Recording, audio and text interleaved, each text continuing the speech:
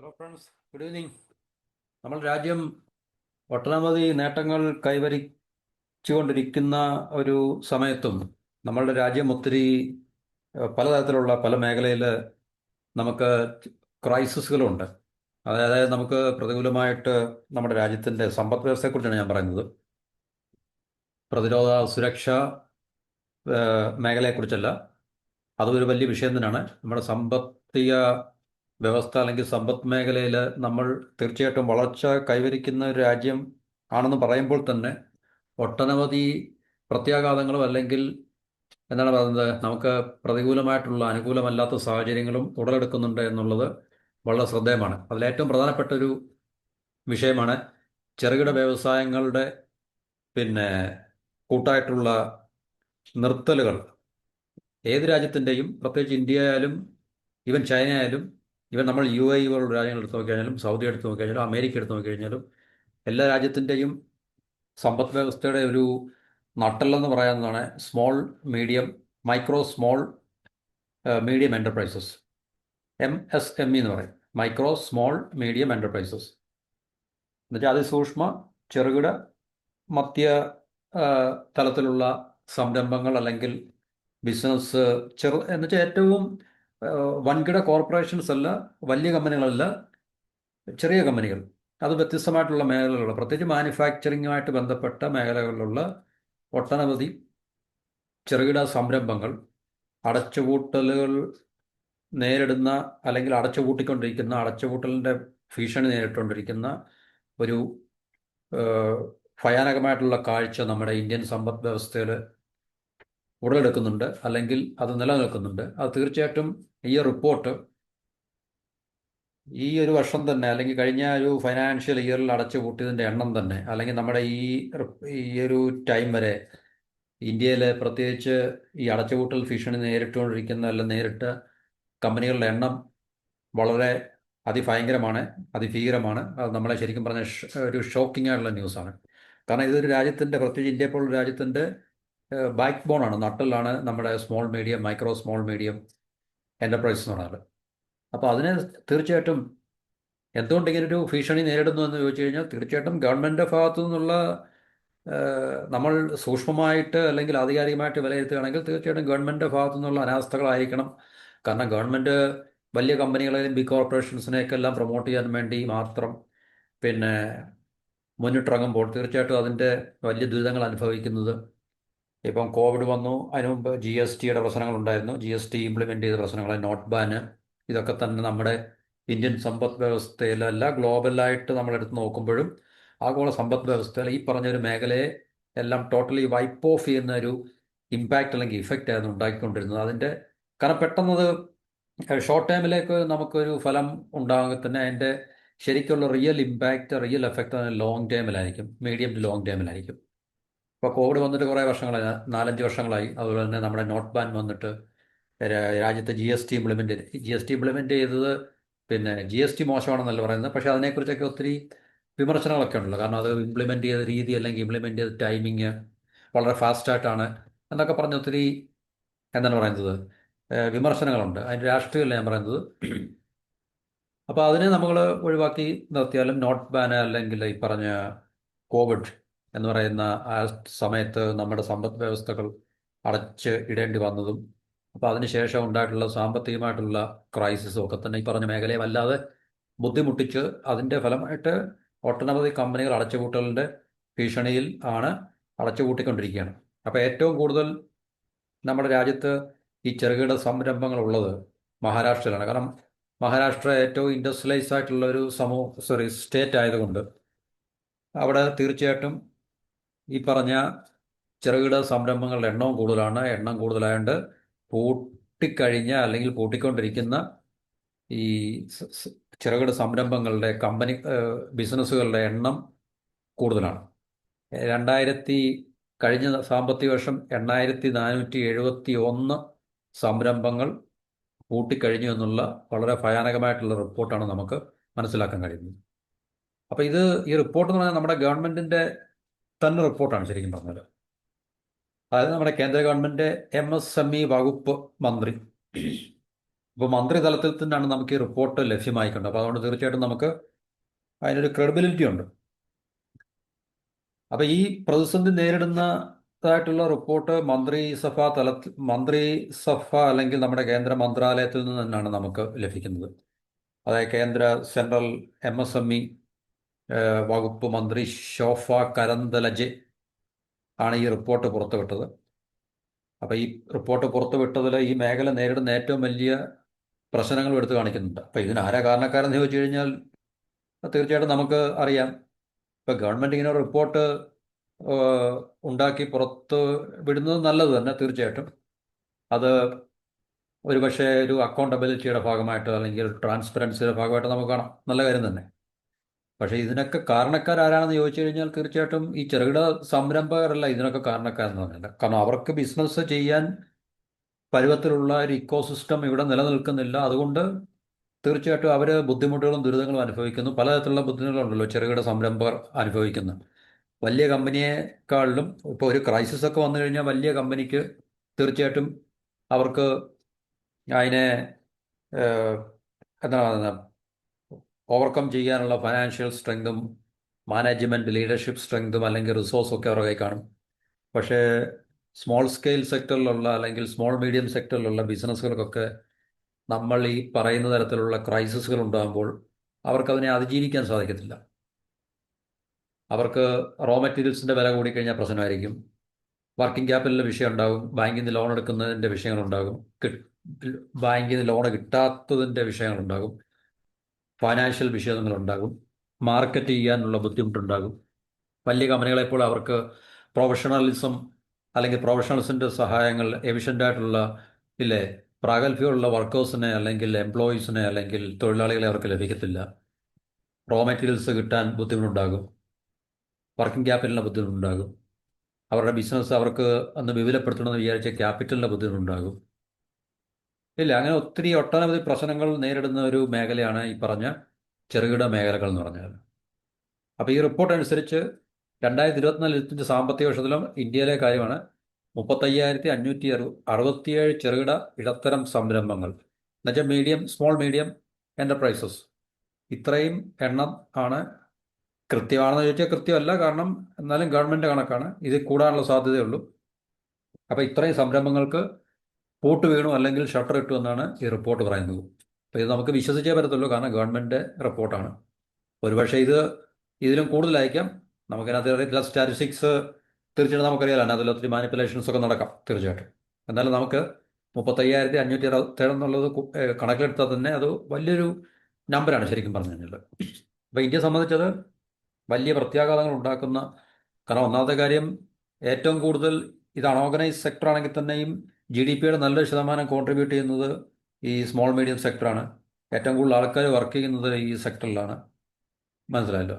അപ്പോൾ ഈ മേഖലകൾ പ്രതിസന്ധി നേരിടുകയും അടച്ചുപൂട്ടലുകൾ നേരിടുകയും അല്ലെങ്കിൽ അടച്ചുപൂട്ടലിൻ്റെ ഭീഷണി നേരിടുകയൊക്കെ ചെയ്യുമ്പോൾ നഷ്ടമാകുന്ന തൊഴിലുകളാണ്. ഒത്തിരി കുടുംബങ്ങൾ അനാഥമാകും, തൊഴിലുകൾ നഷ്ടപ്പെടും. ഇല്ല, GDP-ക്ക് കാര്യമായിട്ടുള്ള കുറവുകൾ ഉണ്ടാകും. അങ്ങനെയുള്ള ഒത്തിരി പ്രത്യാഘാതങ്ങൾ അല്ലെങ്കിൽ പ്രതികൂലമായിട്ടുള്ള സാഹചര്യങ്ങൾ നമ്മുടെ സമ്പദ് വ്യവസ്ഥയ്ക്ക് ഉണ്ടാകുവാൻ അല്ലെങ്കിൽ ഉണ്ടാക്കി വെക്കാൻ ഇതിന് കഴിയും. അപ്പോൾ തീർച്ചയായിട്ടും ഈ മേഖലയെ സംരക്ഷിക്കുക, പ്രൊട്ടക്റ്റ് ചെയ്യുക എന്നുള്ളത് നമ്മളുടെ ഭരണകൂടത്തിൻ്റെ, സർക്കാരിൻ്റെ, സ്റ്റേറ്റിൻ്റെ ഉത്തരവാദിത്തമാണ്.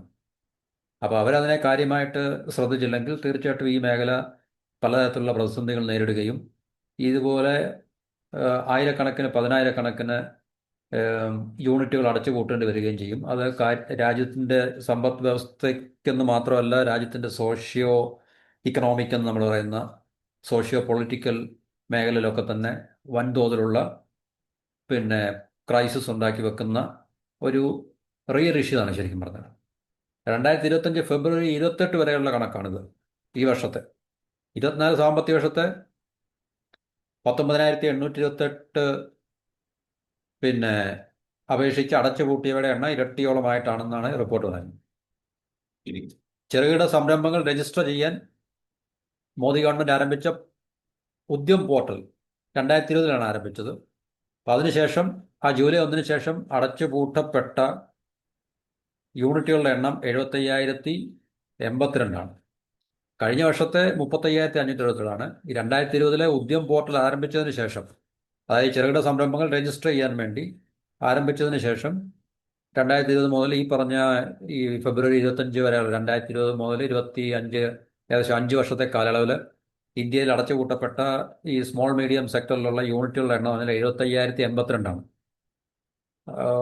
ഇത് ഭീകരമായ അവസ്ഥയാണ്. കാരണം ഇത് ഇത്രയും യൂണിറ്റുകൾ അടച്ചുപൂട്ടുക എന്ന് പറയുമ്പം ലക്ഷക്കണക്കിന് ആൾക്കാർക്ക് തൊഴിൽ നഷ്ടപ്പെട്ട് കാണും. മനസ്സിലായല്ലോ? തീർച്ചയായിട്ടും. അപ്പോൾ തൊഴിൽ നഷ്ടപ്പെടുമ്പോൾ ആ, പല കുടുംബങ്ങൾ അനാഥമാകും. അതൊരു സോഷ്യോ എക്കണോമിക് വിഷയം തന്നെയാണ്. അപ്പോൾ കഴിഞ്ഞൊരു വർഷത്തിനിടയിലാണ് ഇതിൻ്റെ പകുതിയും പ്രവർത്തനം അവസാനിപ്പിച്ചതെന്ന് ഉള്ളതാണ് കണക്കുകൾ പറയുന്നത്. അത് നമുക്ക് തീർച്ചയായിട്ടും ആശങ്ക ഉണ്ടാക്കി വെക്കുന്നതാണെന്ന് ഗവൺമെൻറ് തന്നെ പറയുന്നുണ്ട്. പക്ഷേ ഗവൺമെൻറ് പറയുമ്പോൾ തീർച്ചയായിട്ടും ഇതിന് മറ്റാരല്ല ഉത്തരവാദികൾ.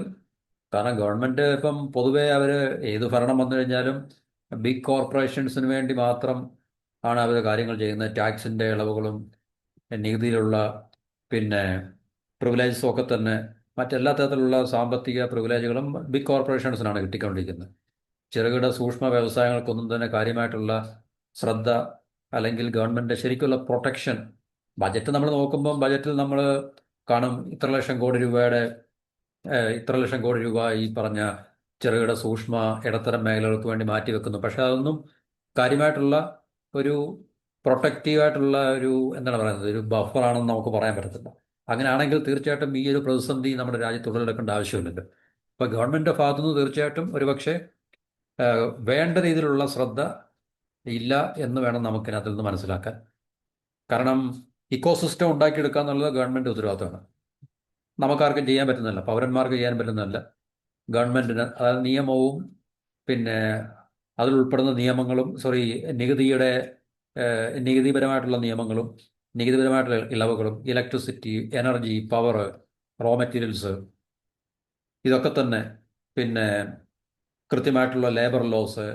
അപ്പോൾ ഇതുപോലുള്ള മേഖലകളൊക്കെ തന്നെ കാര്യക്ഷമമായിട്ടുള്ള നിയമങ്ങളുണ്ടാക്കി അല്ലെങ്കിൽ ഇൻസ്റ്റിറ്റ്യൂഷൻസ് ഉണ്ടാക്കി ഇതുപോലുള്ള മേഖലകളെ പ്രൊട്ടക്റ്റ് ചെയ്യുക എന്നുള്ളത് ഗവൺമെൻറ് ഉത്തരവാദിത്തമാണ്. അപ്പോൾ അതൊന്നും ഒരുപക്ഷെ നമ്മുടെ രാജ്യത്ത് നടക്കുന്നില്ല എന്നുള്ള അങ്ങനെ ഒരു സംഭവമില്ല എന്നുള്ളതിൻ്റെ ഏറ്റവും പ്രത്യക്ഷമായിട്ടുള്ള ഒരു ലക്ഷണമാണ് നമുക്ക് ഈ റിപ്പോർട്ടിൽ കൂടെ കാണാൻ കഴിയുന്നത്. 2021 സാമ്പത്തിക വർഷം 175 സംരംഭങ്ങൾ അടച്ചുപൂട്ടപ്പെട്ടത് എന്ന് പറയുന്നു.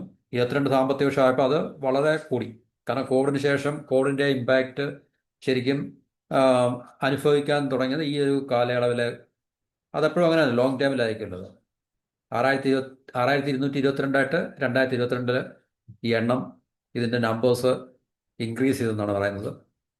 പിന്നീടുള്ള വർഷങ്ങളിൽ, അതായത് 2022 ശേഷം 23, 24, 25 അപ്പോൾ പിന്നീടുള്ള വർഷങ്ങളിൽ പ്രവർത്തനം അവസാനിപ്പിച്ച സംരംഭങ്ങളുടെ എണ്ണം വലിയ തോതിൽ ഉയർന്നിട്ടുണ്ട്.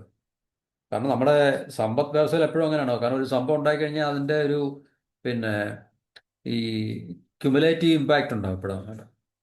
അത് വൺ ആഫ്റ്റർ അനദർ ഇല്ലേ എന്നുള്ള രീതിയിലായിരിക്കും. അത് 1, 2 ആകും, 2, 4 ക്യുമുലേറ്റ് ചെയ്തുകൊണ്ടായിരിക്കും എപ്പോഴും ആ ഒരു ഇമ്പാക്റ്റ് അല്ലെങ്കിൽ അതിൻ്റെ ഒരു സ്വാധീനം ഉണ്ടാകുന്നുള്ളത്. അപ്പോൾ ഒരു സംരംഭം അടച്ചുപൂട്ടും, 2 പൂട്ടും, 3 പൂട്ടും. അപ്പോൾ ഇതെല്ലാം ഒരു നെറ്റ്വർക്ക് എക്കോണമി, ഒരു നെറ്റ്വർക്ക് ആയതുകൊണ്ട് ഒരു സംരംഭം അടച്ചുപൂട്ടുമ്പോഴത്തേക്ക് അത് ചെറുതായാലും വലുതായാലും അത് തീർച്ചയായിട്ടും അതിൻ്റെ പിന്നെ എന്താണ് പറയുക, കാസ്കേഡിങ് ഇഫക്റ്റ് എന്നൊക്കെ പറഞ്ഞ് അതിൻ്റെ കോൺസിക്വൻസ് ഒരു ചെറിയ തോതിലെങ്കിലും എക്കോണമിയിൽ പ്രതിഫലിക്കും. അപ്പോൾ അത് 1, 2 ആകും, 2, 4 ആകും, 4, 8 ആകും, 8, 16 ആകും. അങ്ങനെ അതിനെ ഒരു ക്യുമുലേറ്റീവ് ആയിട്ടുള്ളൊരു ഇമ്പാക്റ്റാണ് ശരിക്കും പറഞ്ഞത്. അപ്പോൾ 2022, 2023 വർഷത്തിൽ 13,290 ആ അടച്ചുപൂട്ടിയ സംരംഭങ്ങളുടെ എണ്ണം. ഇത് റിപ്പോർട്ട് ചെയ്യപ്പെട്ടിട്ടുള്ള കാര്യങ്ങൾ മാത്രമാണ്. ബാക്കി റിപ്പോർട്ടിന് അകത്ത് വരാത്ത വേറെ എത്രയോ എണ്ണം ഉണ്ടായിരിക്കാം തീർച്ചയായിട്ടും. 2024 കണക്ക് അനുസരിച്ച് 19,828. അപ്പോൾ ഞാൻ മുമ്പേ പറഞ്ഞ പോലെ ലക്ഷക്കണക്കിന് ആൾക്കാർക്ക് ജോലി നഷ്ടപ്പെട്ടിട്ടുണ്ട്. അപ്പോൾ ഇത്രയും അടച്ചുപൂട്ടലുകൾ ഈ 2024 വരെയുള്ള ചെറുകിട സംരംഭങ്ങൾ അടച്ചുപൂട്ടിയതുകൊണ്ട് 3.1 ലക്ഷം പേർക്കെങ്കിലും ഇതുമൂലം തൊഴിൽ നഷ്ടപ്പെട്ടുണ്ടെന്നാണ് കണക്കാക്കുന്നത്. അപ്പോൾ ഇത്രയും പേർക്ക് തൊഴിൽ നഷ്ടപ്പെടുക എന്ന് പറഞ്ഞു കഴിഞ്ഞാൽ അത്രയും കുടുംബങ്ങൾക്ക് ബുദ്ധിമുട്ടുണ്ടാകുക, അല്ലെങ്കിൽ അവരുടെ അവസ്ഥകൾ മിസറബിളായിരിക്കും. പ്രത്യേകിച്ച് ചെറുകിട സംരംഭങ്ങൾ എന്ന് പറയുമ്പോൾ ചെറുകിട സംരംഭകരും വളരെ റിച്ച് ആയിട്ടുള്ള ആൾക്കാരല്ല, വളരെ പൂറായിട്ടുള്ള ആൾക്കാരായിരിക്കും. മിഡിൽ ക്ലാസ് പോലും ആയിരിക്കത്തില്ല. അവിടെ ജോലി ചെയ്യുന്ന ആൾക്കാരും മിഡിൽ ക്ലാസ് പോലും ആയിരിക്കത്തില്ല. വളരെ സമ്പദ് വ്യവസ്ഥയുടെ ശ്രേണിയിൽ ഏറ്റവും താഴെത്തട്ടിലുള്ള ആൾക്കാർ തന്നെ ആയിരിക്കും ഈ പറഞ്ഞ മേഖലകളിലൊക്കെ മേഖലകൾ തുടങ്ങുന്നതും അവിടെ ജോലി ചെയ്യുന്നതൊക്കെ തന്നെ. അപ്പോൾ തീർച്ചയായിട്ടും അത് വളരെ ഭീകരമായിട്ടുള്ള അല്ലെങ്കിൽ വളരെ എന്താണ് പറയുന്നത് വളരെ ഹൊറബിളായിട്ടുള്ളൊരു ഈ പിന്നെ socio political socio economic condition തന്നെ ഉണ്ടാക്കി വെക്കുന്നുണ്ട് എന്നുള്ളതാണ് റിപ്പോർട്ട് ശരിക്കും പറഞ്ഞാൽ സൂചിപ്പിക്കുന്നത്. അപ്പോൾ ഏറ്റവും കൂടുതൽ മഹാരാഷ്ട്രയിലാണെന്ന് പറഞ്ഞു. കാരണം ഇന്ത്യയിലെ ഏറ്റവും ഇൻഡസ്ട്രിയലൈസേഷൻ അതായത് വ്യവസായവൽക്കരണം ഉള്ള ഒരു സംസ്ഥാനം മഹാരാഷ്ട്രയാണ്. ഇത്ര ഏറ്റവും കൂടുതൽ ചെറുകിട സംരംഭങ്ങളുള്ളത് മഹാരാഷ്ട്രയിലാണ്. പൂട്ടിയതിൻ്റെ എണ്ണവും മഹാരാഷ്ട്രയിലാണ്. മഹാരാഷ്ട്രയിൽ കഴിഞ്ഞ വർഷം മാത്രം, അത് കഴിഞ്ഞ സാമ്പത്തിക വർഷം 24-25 8471 സംരംഭങ്ങൾക്ക് താഴെ വീണു അല്ലെങ്കിൽ പൂട്ടിട്ടു എന്നാണ് റിപ്പോർട്ട് പറയുന്നത്. അത് കഴിഞ്ഞ് തമിഴ്നാടായിരുന്നു. കാരണം തമിഴ്നാടും വ്യാവസായിക വൽക്കരിക്കപ്പെട്ട ഒരു സംസ്ഥാനമായതുകൊണ്ട് നമുക്കറിയാം അവിടെ ഇഷ്ടംപോലെ ചെറുകിട സംരംഭങ്ങളുണ്ടല്ലോ. അപ്പോൾ തമിഴ്നാട്ടിൽ 4412, ഗുജറാത്തിൽ 3148, രാജസ്ഥാനിലെ ഈ 2989, കർണാടകയിൽ 2010. അപ്പോൾ ഈ സംസ്ഥാനങ്ങൾ ആണിങ്ങനെ 1, 2, 3, 4 ക്രമത്തിൽ. അപ്പം മഹാരാഷ്ട്ര, തമിഴ്നാട്, ഗുജറാത്ത്, രാജസ്ഥാൻ, കർണാടക ഈ സംസ്ഥാനങ്ങളൊക്കെ തന്നെ വ്യാവസായിക ഇപ്പം കേരളത്തിനെ അപേക്ഷിച്ച് അല്ലെങ്കിൽ മറ്റ് സംസ്ഥാനങ്ങളൊക്കെ അപേക്ഷിച്ച് ഏറ്റവും ഇല്ലേ ഇക്കണോമിക് പെർഫോമൻസിൽ അല്ലെങ്കിൽ ഇൻഡസ്ട്രിയലൈസേഷൻ ഏറ്റവും കൂടുതലുള്ള ഈ സംസ്ഥാനങ്ങളിലാണ്. അതുകൊണ്ട് തീർച്ചയായിട്ടും ഈ സംസ്ഥാനങ്ങളിൽ അടച്ചുപൂട്ടലുകൾ നേരിടുന്ന യൂണിറ്റുകളുടെ എണ്ണം കൂടുതലാണ്. അപ്പം നേരത്തെ ഞാൻ ആദ്യം പറഞ്ഞു ഈ മൈക്രോ സ്മോൾ മീഡിയം എൻ്റർപ്രൈസ് എന്ന് പറഞ്ഞാൽ നമ്മുടെ ഇന്ത്യൻ എക്കോണമിയുടെ നട്ടെല്ലാണ്, ബാക്ക് ബോണാണ്. ഏറ്റവും കൂടുതൽ ആൾക്കാർക്ക് തൊഴിൽ നൽകുന്ന മേഖലയാണ്. അൺഓർഗനൈസ്ഡ് ആണ്. അതുപോലെ GDP-യുടെ നല്ലൊരു ശതമാനം ഈ ഒരു മേഖലയിൽ നിന്ന് കോൺട്രിബ്യൂട്ട് ചെയ്യുന്നുണ്ട്.